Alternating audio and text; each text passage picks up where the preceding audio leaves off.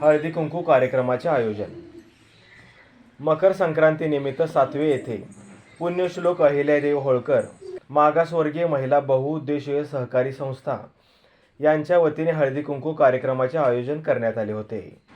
या कार्यक्रमाची सुरुवात पुण्यश्लोक अहिल्यादेवी होळकर यांच्या प्रतिमेचे पूजन करून करण्यात आली. यावेळी गावातील मोठ्या संख्येने महिलांची उपस्थिती होती.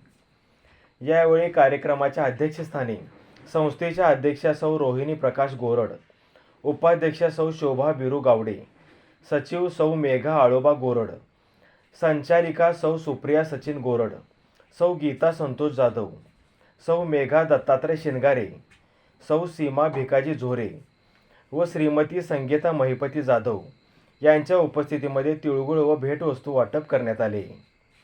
यावेळी संस्थेच्या वतीने महिलांचे आभार मानण्यात आले. बच्ची सावर्डे प्रतिनिधी सुनील पाटील.